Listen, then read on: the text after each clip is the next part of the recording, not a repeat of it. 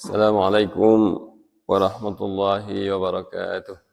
Waalaikumsalam warahmatullahi wabarakatuh. Alhamdulillahi rabbil alamin. Wassalatu wassalamu ala ashrafil anbiya'i wal mursalin. Sayyidina wa maulana Muhammadin. Wa ala alihi wa ashabihi wa man tabi'ahum bi ihsanin ila yaumiddin. Qala Allah ta'ala fi kitabihil karim. أعوذ بالله من الشيطان الرجيم بسم الله الرحمن الرحيم والعصر إن الإنسان لفي خسر إلا الذين آمنوا وعملوا الصالحات وتواصوا بالحق وتواصوا بالصبر. Yang kedua adalah al-mahabbah asy-syar'iyyah. Ya, yang kedua adalah kecintaan kita secara syariat yang telah dicontohkan oleh baginda Rasulullah sallallahu alaihi wasallam, yang telah diwajibkan di dalam agama kita, agama Islam. Apa saja? Yang pertama adalah mahabbatullah subhanahu wa ta'ala, cinta kita kepada Allah Ta'ala. Ya, jadi seorang mukmin ini enggak sembarangan prioritas cintanya. Betul, kita cinta keluarga, cinta anak istri, cinta harta benda. Namun cinta kita terhadap dunia ini tidak boleh melampaui rasa cinta kepada Sang Pencipta Allah Subhanahu wa taala. Ya. Allah Subhanahu wa taala berfirman, "Wa minan nasi man yattakhidhu min dunillahi andada yuhibbunahum ka hubbillah." Ya. Dan di antara manusia ada yang menjadikan sesembahan-sesembahan selain Allah. Yuhibbunahum ka hubbillah. Mereka mencintai sesembahan-sesembahan selain Allah Subhanahu wa taala sebagaimana mereka mencintai Allah Subhanahu wa taala. Ya. Jadi kalau ada seorang manusia, seorang hamba Allah Subhanahu wa taala yang tercipta, yang hakikatnya hanya untuk menghamba, beribadah, tunduk, patuh kepada Allah Subhanahu wa taala, namun seorang hamba ini justru menjadikan selain Allah Subhanahu wa taala sebagai sesembahan.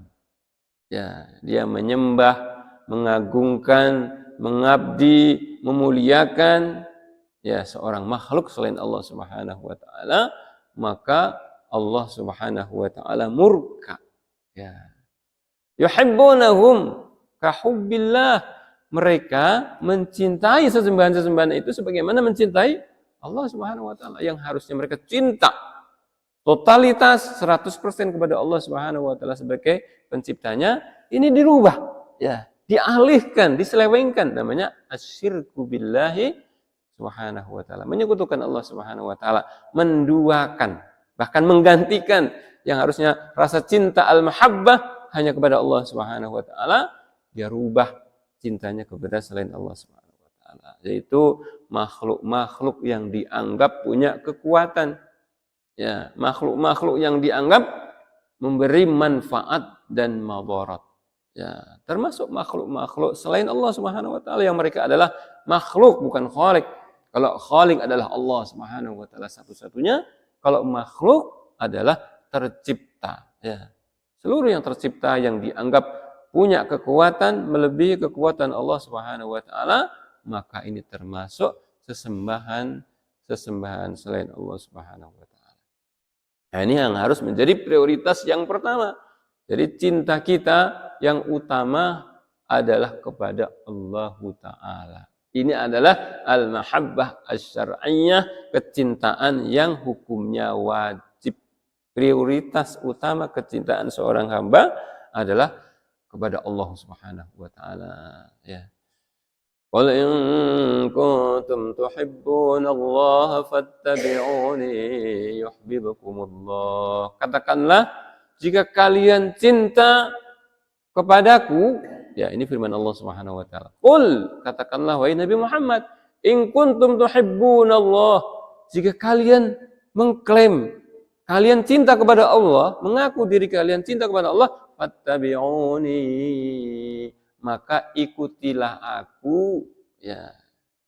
Ikutilah aku siapa? Aku Rasulullah sallallahu alaihi fattabi'uni yuhibbukumullah, pasti Allah Subhanahu wa taala akan memberikan cintanya kepada kalian. Masya Allah, betapa indahnya, betapa beruntungnya seorang hamba yang sudah mendapatkan rasa cinta dari Sang Pencipta Allah Subhanahu wa taala. Karena seorang hamba ini dia mengikuti baginda Rasulullah sallallahu alaihi wasallam. Dan yang kedua berarti baginda Rasulullah, hubbur Rasul sallallahu alaihi wasallam, mencintai baginda Rasulullah sallallahu alaihi wasallam. Ya. Jadi setelah cinta Allah kemudian cinta Rasulullah. Ya, sebagai prioritas yang kedua. Kenapa? Allah dan Rasulnya ini tidak bisa dipisahkan, merupakan satu ikatan.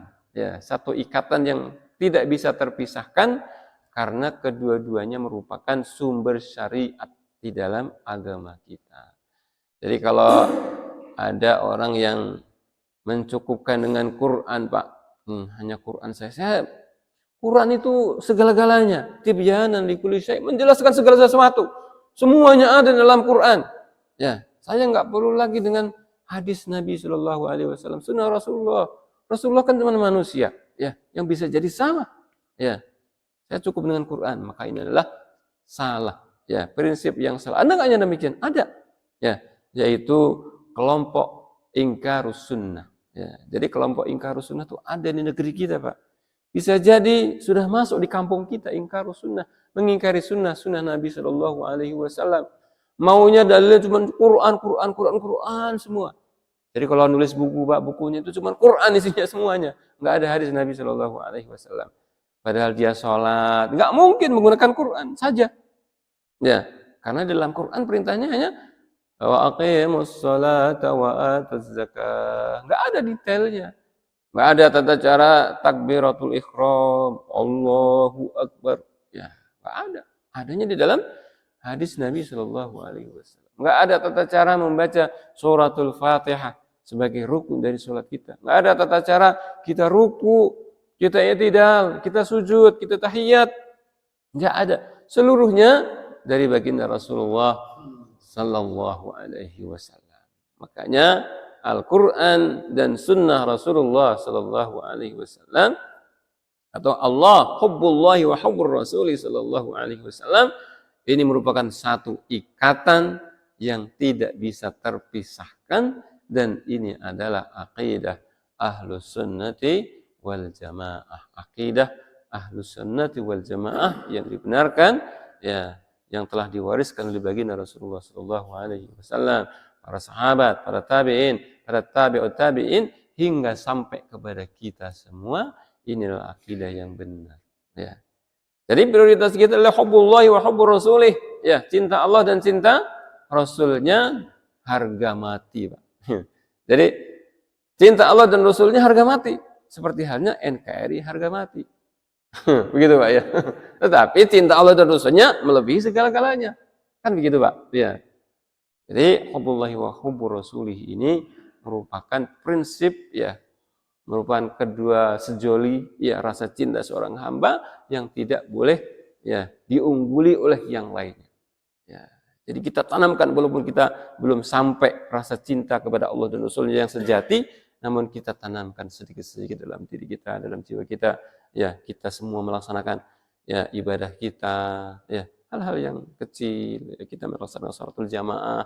Ini motivasi kita adalah hubbullahi wa rasulihi. Kita cinta Allah dan cinta baginda Rasulullah Sallallahu Alaihi Wasallam. Qul in kuntum tuhibbuna Allah fattabi'uni yuhibbukumullah wa yaghfir lakum dzunubakum. Katakanlah, jika kalian mengaku cinta kepada Allah, maka ikutilah aku Rasulullah. Maka pasti Allah Subhanahu wa taala akan mencurahkan rasa cinta kepada hamba, kepada kita semua. Dan yang kedua, Allah Subhanahu wa taala mengampuni kita. Ya. Wa yaghfir lakum dzunubakum. Kalau Allah Subhanahu wa taala sudah mencintai kita, meridhai kita, sebagaimana para sahabat Nabi sallallahu alaihi wasallam gelarnya radhiyallahu anhum wa radu an. Ya, jadi Allah sudah ridho kepada para sahabat Nabi sallallahu alaihi wasallam dan mereka ridho dengan Allah Subhanahu wa taala sebagai kekasihnya, sebagai penciptanya, sebagai sesembahan satu-satunya yang senantiasa dicintainya. Masya Allah. Ini adalah hubbullahi wa hubbu rasulih, cinta Allah dan Rasulnya. Ini merupakan prioritas kita dalam cinta. Jangan sampai cinta kita kepada keluarga, anak cucu, harta benda, dunia ini ya mengalahkan rasa cinta kita kepada Allah dan Rasulnya. Yang ketiga adalah hubbuna nahwal anbiya'i war rasul wal mu'minin. Yang ketiga adalah rasa cinta kita kepada para nabi, para rasul dan kaum mukminin. Masya Allah. Kenapa kita, prinsip akidah kita, keyakinan kita, rukun iman kita, cinta kepada seluruh nabi dan rasul, Pak? Kenapa, Pak? Ya. Karena seluruh nabi dan rasul itu adalah mata rantai rasul-rasul yang ditugaskan Allah Subhanahu wa taala yang memiliki visi misi yang satu dan sama, yaitu mengajak manusia untuk menyembah Allah Subhanahu wa taala semata. Jadi seluruh nabi dari Nabi Adam alaihissalam sampai baginda Rasulullah sallallahu alaihi wasallam seluruhnya visinya satu, Pak, yaitu mengajak manusia menyembah Allah Subhanahu wa taala satu-satunya. Tiada sekutu baginya, la syarikalah, tiada sekutu bagi Allah Subhanahu. Hanya itu saja. Hanya saja syariat dan tata caranya berbeda-beda. Wa likullin ja'alna minhum syir'atan wa minhaja. Namun masing-masing umat itu berbeda-beda karakter, Pak. Ya, umat kita, umat akhir zaman berbeda karakternya dengan ya umat zaman Nabi Adam alaihissalam, atau Nabi Nuh alaihissalam, atau Nabi Ibrahim alaihissalam, ya, atau Nabi Isa alaihissalam. Umat-umat sebelum kita kehidupannya masih klasik, masih zaman batu, zaman perunggu, ya, masih sederhana, mereka primitif. Makanya setiap rasul itu diutus Allah Subhanahu wa taala sesuai dengan zaman. Ya, makanya mukjizat-mukjizat yang diturunkan Allah Subhanahu wa taala sesuai dengan zamannya.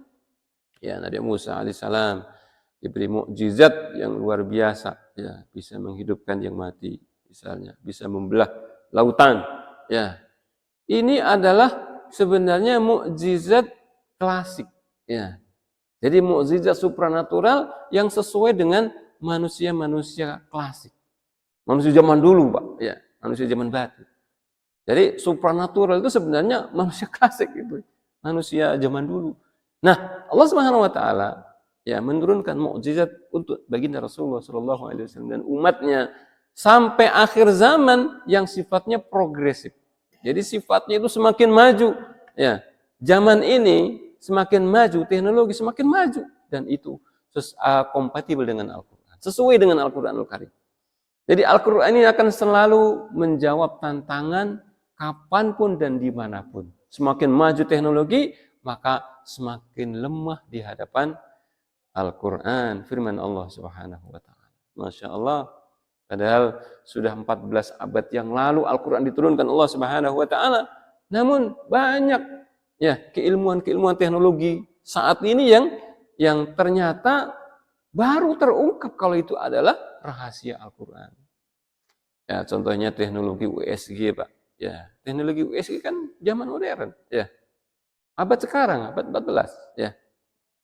Namun ternyata di dalam Al-Qur'anul Karim sudah detail disebutkan ya proses perkembangan bayi, ya, janin di dalam rahim ibundanya, ternyata itu sama persis dengan yang kita lihat di USG sekarang, ya. Teknologi USG. Sehingga contohnya Allah Subhanahu wa taala menyebutkan dengan istilah al-alaq, ya. Al-alaq itu adalah segumpal darah yang menempel. Menempel di mana? Menempel di dinding rahim. Sama persis terlihat ya di layar USG seperti itu, ya. Dan itu tidak mungkin kalau bukan mukjizat dari Allah Subhanahu wa taala, ya. Karena diturunkan pada zaman manusia-manusia yang belum mengenal teknologi dan Al-Qur'anul Karim sudah mengungkap itu semua. Masya Allah taala. Makanya Al-Qur'anul Karim Ini diturunkan Allah Subhanahu wa taala sebagai mukjizat akhir zaman, mukjizat manusia modern. Kita-kita ini yang hidup di akhir zaman, Masya Allah. Ya, sehingga semakin maju teknologi perkembangan manusia ini, ya keilmuan manusia, maka dia semakin lemah di hadapan Al-Qur'anul Karim. Jadi mukjizat itu artinya adalah mukjiz, melemahkan. Jadi Al-Qur'an ini melemahkan manusia, ya, yang ingin menggali, mempelajari ilmu-ilmu Allah Subhanahu wa taala, Al-Qur'anul Karim. Masya Allah. Jadi yang ketiga ini adalah cinta kita kepada Rasul-Rasul sama semua. Enggak boleh dibeda-bedakan, Pak. Ya, antara Nabi Isa, Nabi Musa, Nabi Muhammad sallallahu alaihi ya, sallallahu. Jadi seluruhnya adalah nabi-nabi Allah yang diutus, rasul-rasul Allah yang diutus oleh Allah Subhanahu wa taala ya untuk umat manusia. Masya Allah. Inilah al-hubbus syar'i, rasa cinta kita secara syariat yang harus kita kelola, jangan sampai salah, yaitu cinta kepada Allah, cinta kepada Rasulullah, cinta kepada para nabi dan rasul serta kaum mukminin. Ini tidak boleh ditawar, Pak. Ya, kalau tadi yang pertama al-hubbut tabi'i, rasa cinta secara tabiat kita, itu adalah merupakan fitrah kita, ya kita bebas. Ya. Tetapi kalau yang satu, kedua, dan ketiga, al-hubbus syar'i ini tidak boleh ditawar. Ya. Jadi rasa cinta kita kepada Allah, kepada Rasulnya, kepada para nabi, kepada Rasul dan kaum mukminin, ini merupakan cinta syar'i atau al-mahabbah asy-syar'iyyah. Ya, Al-Imam Ibnu Katsir rahimahullah ya beliau menyebutkan bahwasanya hadhihi al-mahabbah asy-syar'iyyah ad-diniyah. Ini merupakan rasa cinta yang dibangun atas dasar iman, atas dasar agama dan syariat Allah Subhanahu wa taala, dan ini merupakan cinta yang hakiki, Pak. Al-mahabbah al-hakikiyah. Apa maksudnya cinta hakiki? Karena rasa cinta ini adalah rasa cinta yang langgeng sampai di akhirat. Ya. Jadi cinta kita kepada Allah, kepada Rasulnya, kepada para nabi dan kaum mukminin ini yang akan langgeng sampai di akhirat. Alhamdulillah Allah ikat rasa cinta kita kepada keluarga, anak, istri dan keluarga besar kita dengan ikatan ya keluarga dan iman. Nah, mudah-mudahan ikatan keluarga dan iman ini akan semakin kuat dan kokoh karena akan abadi, Pak, akan langgeng sampai di surga Allah Subhanahu wa taala. Jangan sampai nauzubillah min dzalik ya, cinta keluarga ini karena tidak diikat, tidak dikuatkan dengan cinta syar'i, cinta karena agama, cinta karena iman, akan berhenti dengan kita berhentinya napas di dunia ini. Ya. Jadi insyaallah taala kita mencintai saudara-saudara kita, Pak. Ya, orang-orang mukmin, ya, orang-orang muslim adalah saudara. Ya, innamal mu'minuna ikhwah, sesungguhnya saudara-saudara, orang-orang yang beriman mereka adalah bersaudara. Ya, bersaudara yang Rasulullah SAW itu mencontohkannya melebihi persaudaraan karena keluarga. Nabi SAW mencontohkan bagaimana mempersaudarakan antara muhajirin dan ansor.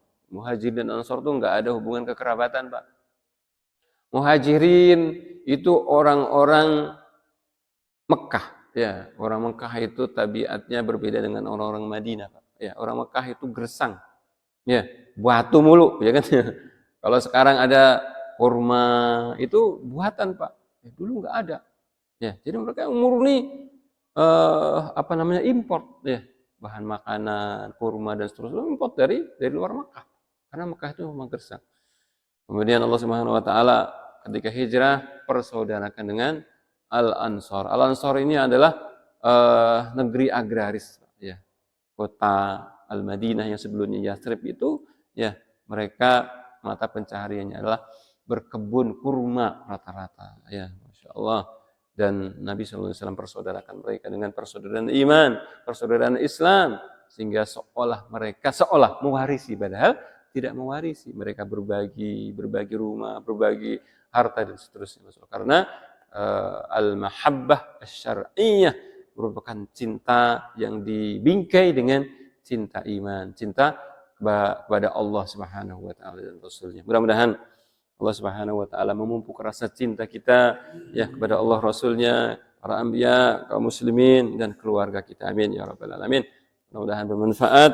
Terima kasih, jazakumullah khairan. Assalamualaikum warahmatullahi wabarakatuh.